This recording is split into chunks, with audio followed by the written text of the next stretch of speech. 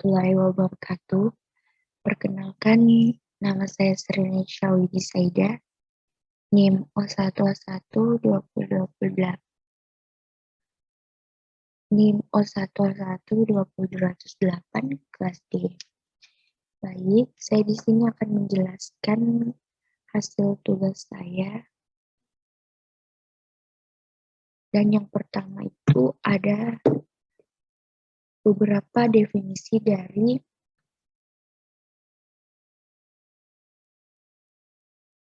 glikolisis. Glikolisis berasal dari kata glukosa dan lisis. Adalah serangkaian reaksi biokimia di mana glukosa dioksidasi menjadi molekul asam piruvat. Glikolisis adalah salah satu proses metabolisme yang paling universal yang kita kenal dan terjadi di banyak jenis sel dalam hampir seluruh bentuk organisme. Dan yang kedua, glikogenesis.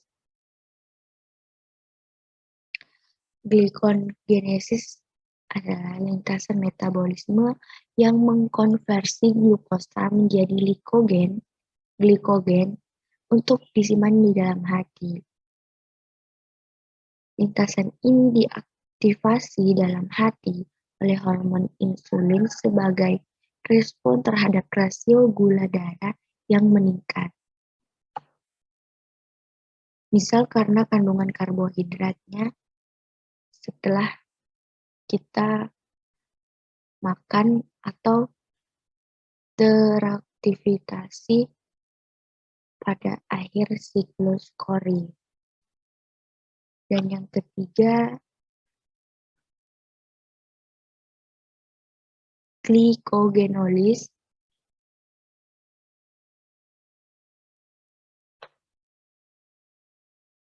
adalah lintasan metabolisme yang digunakan oleh tubuh selain gluconeogenosis untuk menjaga keseimbangan kadar glukosa di dalam plasma darah untuk menghindari simptoma hipoglisemia. Pada glikogenolysis, glikogen degradasi berturut-turut dengan enzim glikogen fosforilase, glukosidase, fosfoglukomutase menjadi glukosa. Dan yang terakhir itu ada gluconeogenesis. Tadi sama dia lintasan metabolisme yang digunakan oleh tubuh. Selain glikogenolysis menjaga keseimbangan kadar glukosa dalam plasma darah dan menghindari simptoma hipoglisemia. Dan yang selanjutnya kita akan memasuki pembahasan tentang siklus. Yang pertama itu ada siklus glikolisis, yang kedua siklus Krebs, yang ketiga ada sistem rantai respirasi transport elektron. Yang pertama itu glikolisis, siklus glikolisis.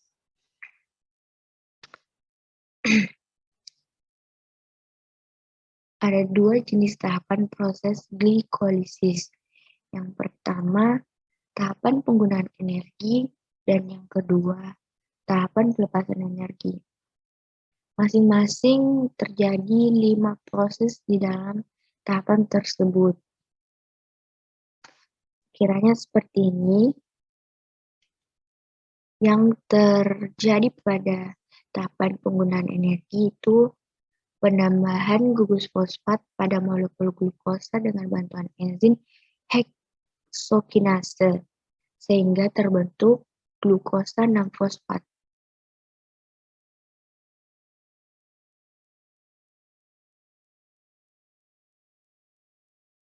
Dan yang kedua, glukosa 6-fosfat diubah menjadi isomer yaitu fruktosa fosfat.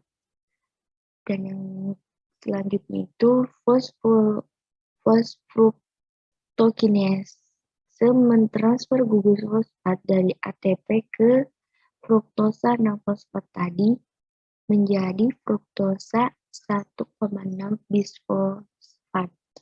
Dan aldolase membagi molekul gula atau fruktosa 1,6 bisfosfat menjadi dua molekul gula yang berbeda dan merupakan isomernya. Yang terakhir pada tahap penggunaan energi adalah dua molekul gliseraldehid fosfat. Masing-masing akan masuk pada tahapan glikolisis selanjutnya, yang dimana itu pelepasan di tahap pelepasan energi, yaitu triosa fosfat dehidrogenase mengkatalisis pemindahan elektron dan H+ dari substrat atau gliseraldehid fosfat ke NAD+ membentuk NADH.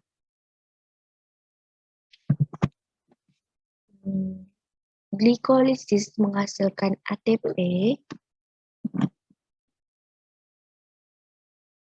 Gula telah diubah menjadi senyawa asam organik oleh fosfogliserokinase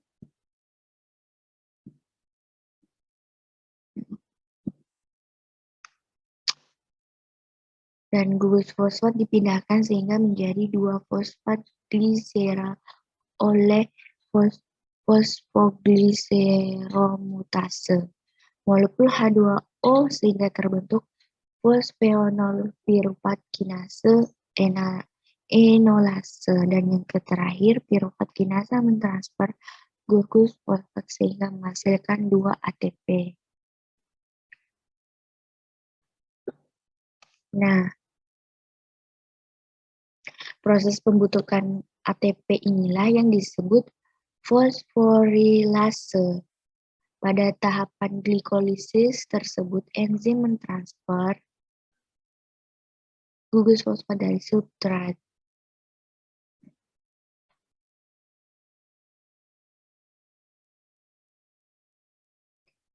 Keseluruhan reaksi glikolisis dapat diubah menjadi persamaan, yang dimana itu glukosa tambah 2 ADP tambah 2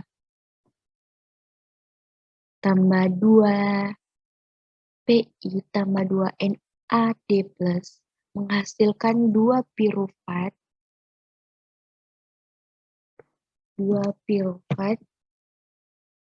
tambah 2H2O tambah 2 ATP dan 2 NADH tambah H2H+. Selanjutnya ada siklus Krebs.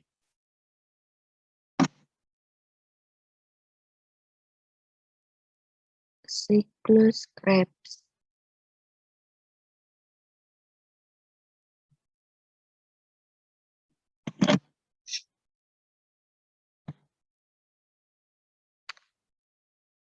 Yaitu ada tahapan penting dalam siklus Krebs, yakni dekarboksilasi oksidatif, merujuk pada tahap perubahan asam piruvat menjadi asetil CoA.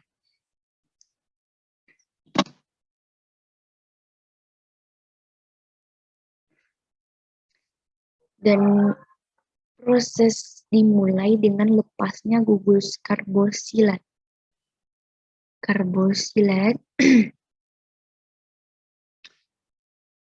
dari asam piruvat menjadi CO2, kemudian sisa atom dari asam piruvat terbentuk CH3COO akan mentransfer kelebihan elektronnya menjadi molekul NADA+.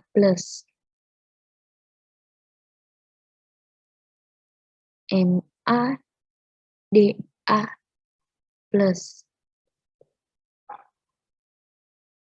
dan membentuk NADH.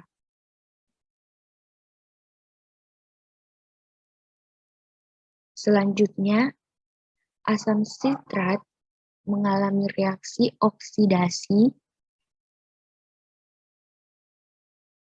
hingga menghasilkan dua atom karbon. Dua atom karbon terputus kembali dengan asam oksaleoasetat dengan 4 atom.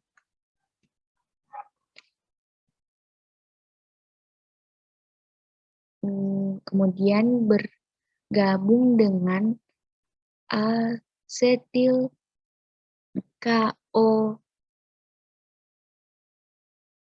KOA lainnya untuk membentuk asam sitrat. Molekul asam sitrat lalu mengalami oksidasi dua atom karbonnya terlepas dari bentuk asam okseosaletat. Dan hal ini terus terulang hingga membentuk siklus reaksi oksidasi asam oksaleosetat selanjutnya. Atom dengan oksigen membentuk 2CO dan keluar dari tubuh. Selanjutnya, sistem rantai respirasi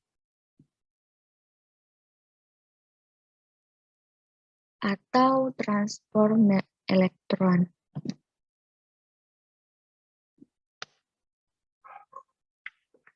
Nah, seperti di gambar ada NADH, NADA+,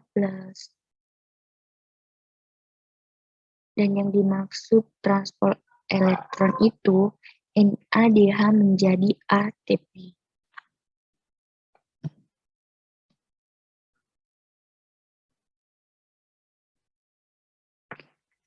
Setelah mengalami siklus Krebs, respirasi aerob menuju ke tahap sistem transport elektron, di mana NADH menjadi ATP. Pada tahap ini, terjadi pengangkutan elektron melalui rangkaian molekul penangkapan elektron yang menghasilkan ATP sehingga elektron terakhir yang ditangkap oleh oksigen. Sistem transport elektron ini terjadi di membran dalam mitokondria dengan reaksi sebagai berikut, yang dimana NADH menghasilkan NAD+, tambah H+, tambah 2 elektron, dan FADH2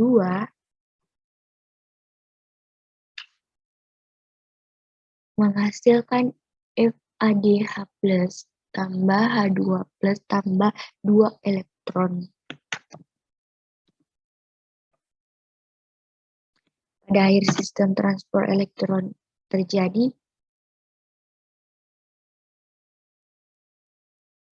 penangkapan elektron oleh oksigen untuk membentuk air, sedangkan setiap NADH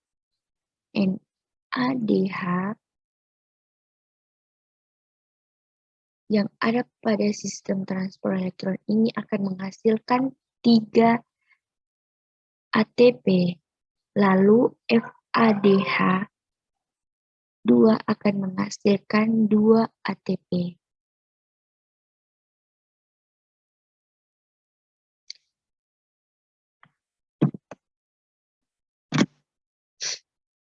Lanjut ke pembahasan metabolisme karbohidrat, lipid, dan protein.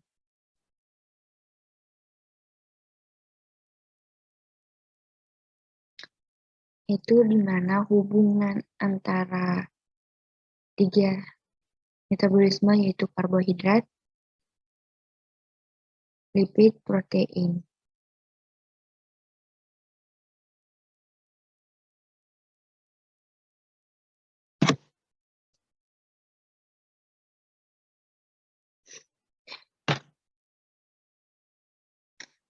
Kenapa bisa saling berhubungan?